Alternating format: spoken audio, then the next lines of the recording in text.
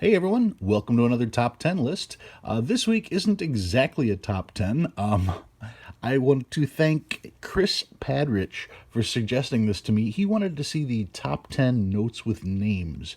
And when I first came up with the idea of doing this, I wrote this in my book, and I thought, just off the top of my head, that every single large size note pretty much had a name, so I didn't know how I was going to be able to narrow it down. But as I continued to collect, I started to discover so many notes that didn't have names that when Chris suggested this, I decided to, see what I could do. Well, it turns out I came up with about 17 notes that actually had names. So I have to break my list up to make it all fit. There were so many notes that were more than 10 that I just had to include, but I couldn't quite get it to 20 to make it a top 20 list, or at least a two-part top 10. So what I decided to do is this video is going to be the honorable mentions. These are the notes that didn't quite make the top 10, but were still important enough to me to make sure that I included them in part of the list. So what I've got here are basically the top what would it be? The top 7 honorable mentions. Didn't quite make the cut, but next week I will do the full top 10. So, first honorable mention. I'm putting this one as an honorable mention. This is an 1890 $100 Treasury note. Now, this one, what the name that's given to it is the watermelon. Take a look at the back. When they put the numerals on there, they just put 100, and they continued with the design that they had here. And when you look closely, you can see that's how that design actually came to be. It's just curved, and because of the curve and the green and the white, well, those look like two watermelons. So this note was always called the watermelon. Now, these are extremely tough to come by. You're going to pay, even in rough shape, close to 20 grand if you ever come across one of these. And because of its extremely high price tag and its extreme rarity, well, you know me and my lists. I like to make sure that all of my stuff on my lists are relatively affordable. Not necessarily cheap, but let's face it, a $20,000 note is above pretty much all of our price ranges. That's why I chose this just to be an honorable mention. Next up is from the exact same series. We're just going to add a 0. The 1890 Treasury note, the $1,000 Treasury note. Now, most of you know that if I was to say a grand, that refers to 1,000. So this note being worth a grand and with the same distinguishing marks on the back became known as the Grand Watermelon. Same particular design on the zeros there, giving it the watermelon-like appearance. But not necessarily intentionally. They did not want to make this look like a watermelon. They basically just took this design here, and when it curved, that was what they ended up getting. Now, the Grand Watermelon, this particular note, last time it sold for well over $2 million, if I recall. So these are extremely scarce, and I highly doubt anybody watching my videos is going to ever get a chance to own one of these. I know I won't.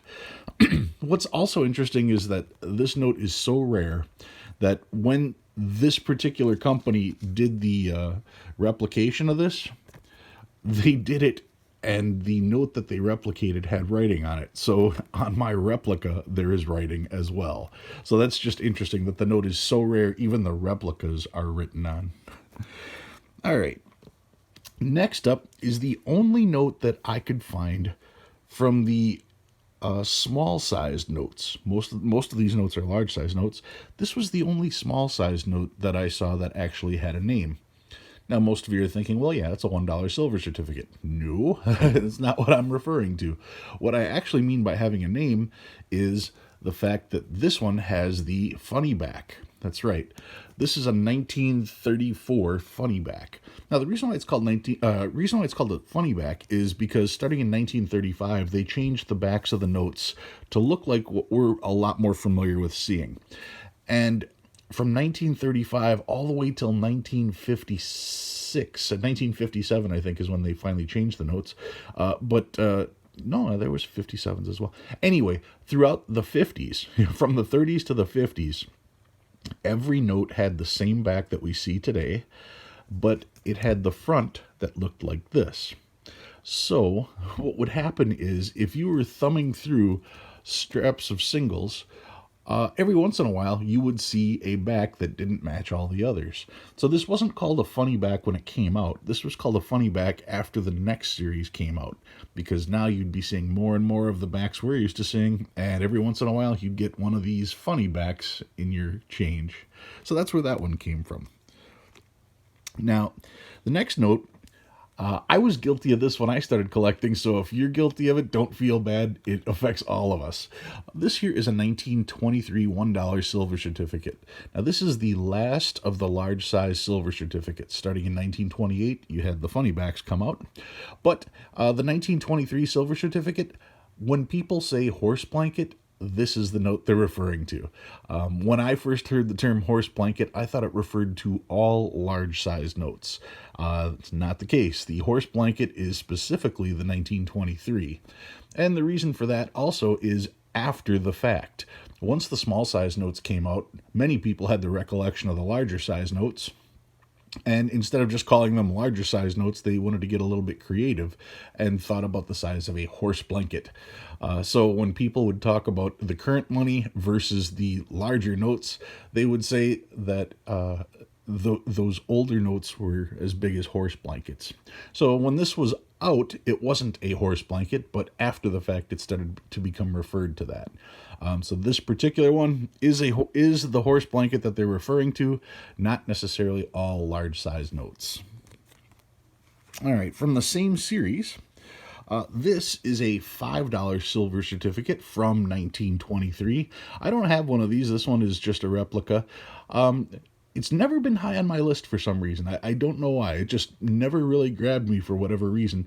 But this particular one is called the porthole. Now you can see that the picture of Lincoln is surrounded by a perfect circle, which was kind of odd. Normally you'd have like an oval design if you're going to do something around the president's head, or you'd have no border at all. So for them to put this perfect circle around there, designated it as like Abe Lincoln was looking out of a porthole. So that's why this one got its name, the porthole note. Take a look at the back. It's a really cool design on the back. I like that more than I like the front almost. But yeah, you almost even have the feel of a life preserver circling around Abe's head like that. So that's the 1923 porthole note. Also on my honorable mention list, you've heard of the porthole, you've seen the porthole, but did you know that there was a mini porthole before there was a porthole? That's right. This one is an 1899 $2 silver certificate called the mini porthole. Now you can see it's got a small version of George Washington's head that's surrounded by the oval like that. Now, being a small figure, when you put the circle around it, it really gives a reminiscent feel to someone looking out of a porthole, just because of the size being so small. If they would have made the head a little bit bigger, like, this one here, then it wouldn't be so odd looking. But yes, this one here, known as the mini porthole, which is kind of odd because this came out before the regular porthole did. So I'm not quite sure this would have been called the mini porthole when it came out. But after this one got the designation of porthole, I'm sure people had then looked back and started calling this the mini porthole. Now, this was the 1899 note, which means this replaced the educational series that came out in 1896 and was yanked a mere 3 years later.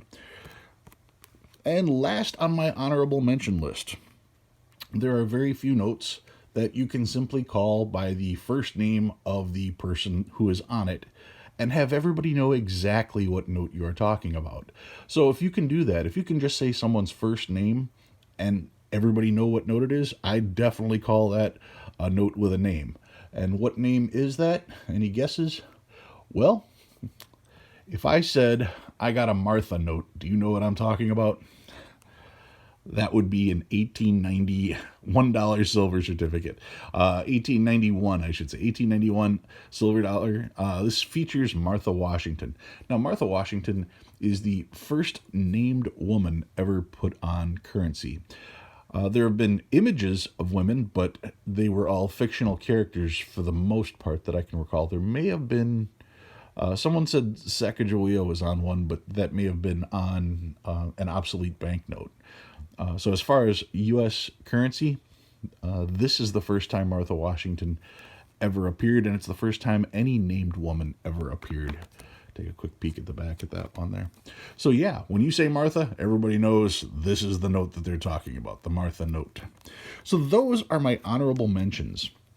Now, I'll be back again next week with the actual top 10, but like I said, all of these notes had names. They didn't quite make my top 10 for one reason or another, but I still wanted to get them out there because it's important that everybody does know that there are so many notes with names. And that way, when you call notes, you'll be calling them by the right name.